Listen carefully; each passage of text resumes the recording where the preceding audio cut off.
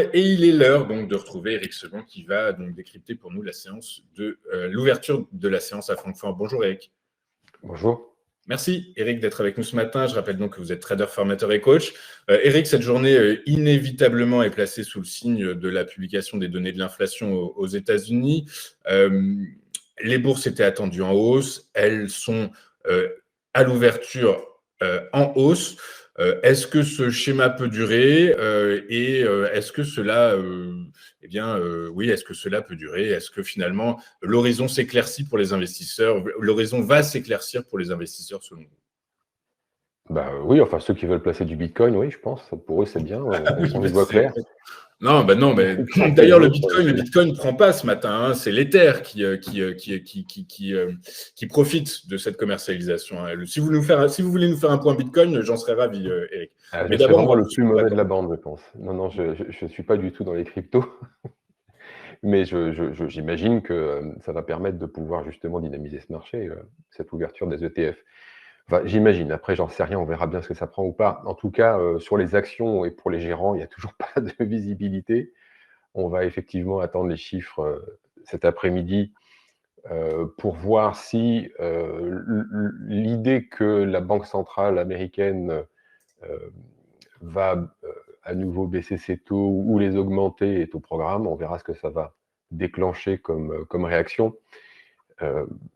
De mon point de vue, il ne va rien se passer. Hein. Sincèrement, ça sera un coup de spéculation comme d'habitude, parce que de toute façon, sur le marché, on n'a pas grand-chose. On a juste quelque chose qui s'est produit, que je vous avais anticipé la semaine dernière, à savoir la probabilité d'un rebond après la sortie en biseau mercredi dernier de la zone d'accumulation en biseau donc du DAX, avec un repli sur les plus hauts de fin juillet, du 31 juillet précisément, 2023.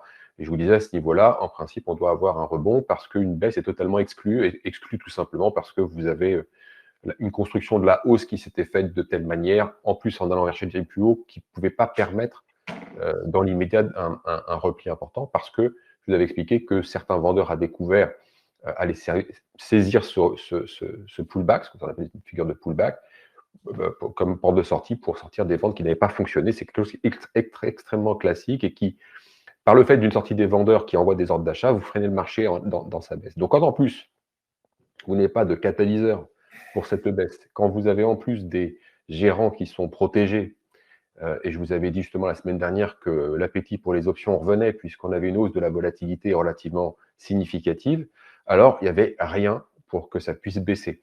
Et c'est exactement ce qui s'est passé. Le scénario le plus probable était anticipé et s'est déroulé puisqu'on a eu vendredi une remontée exactement de là où on venait et de là où nous sommes actuellement. Donc c'est balle au centre sur une semaine, mais avec une information supplémentaire, c'est qu'en effet, les investisseurs peuvent constater cette fois, parce que la semaine dernière, on est dans l'anticipation d'un rebond, là, on peut constater que le pullback a fonctionné, qu'effectivement, les éléments n'étaient pas réunis pour que le marché baisse. Est-ce que le marché peut baisser maintenant, après cette première validation? Je ne le pense toujours pas. En tout cas, on peut revenir au même point, 16 650. En tout cas, la zone 16 650, 16 950, c'est la zone la plus probable dans laquelle l'évolution du DAX pour les prochains jours, voire même prochaines semaines, sans nouvelles importantes, évidemment. C'est la zone dans laquelle je pense que le DAX peut évoluer. D'ailleurs, on peut monter des stratégies, notamment à base de vente d'options capées, comme des straddles, des choses comme ça. À partir du moment où on sait exactement comment on fait, mais on peut jouer la poursuite de la latéralisation avec des options, parce qu'on ne sait pas tellement bien combien de temps ça va durer.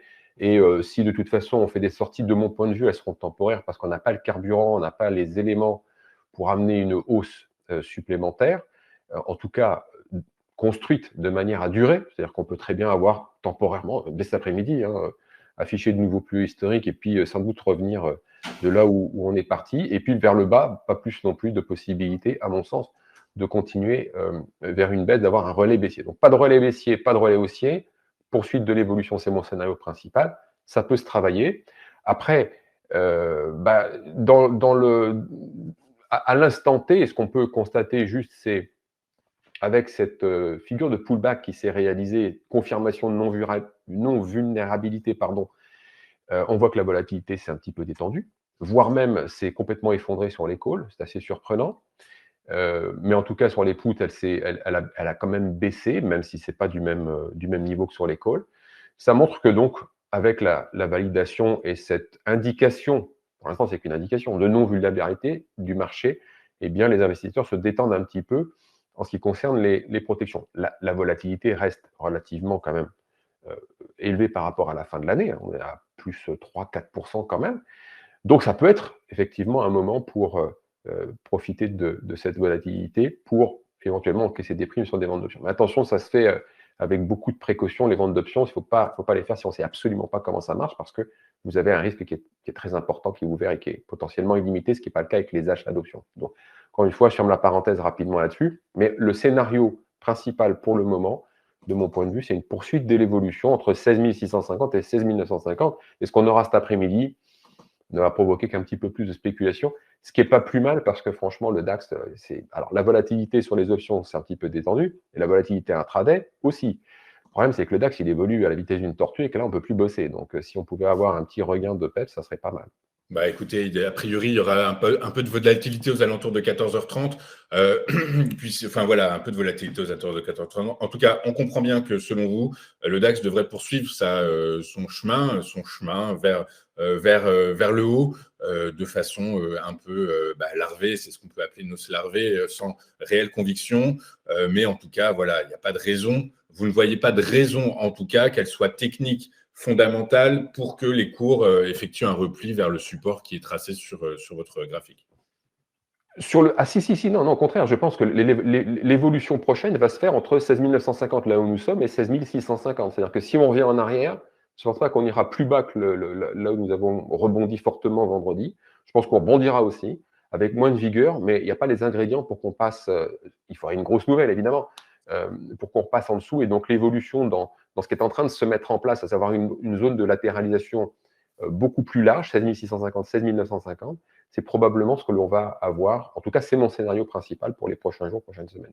Ok, très clair. Bah, écoutez, effectivement, on va suivre ça avec attention. Le mois de janvier sera, donc déjà, il y a cette information sur l'indice des prix à la consommation aux États-Unis qui sera publiée tout à l'heure, la réunion de la Fed en fin de mois, le 31 janvier. Donc tout ça, écoutez, puisque de toute façon, en ce début d'année, les marchés vont être drivés quasiment uniquement. Alors, il y a les résultats d'entreprise, mais est-ce que ce seront des catalyseurs suffisamment importants pour sortir les indices de leur phase de latéralisation dont vous nous parlez? C'est pas certain. En tout cas, toujours est-il que c'est l'évolution des taux souverains et l'évolution principalement de la paire euro-dollar qui va driver les marchés ces prochaines semaines, j'ai l'impression. Oui, les taux, bien sûr. Oui, absolument. L'anticipation sur une baisse de taux. Parfait, exactement. Eh bien, écoutez, Eric, merci beaucoup d'avoir été avec nous ce matin.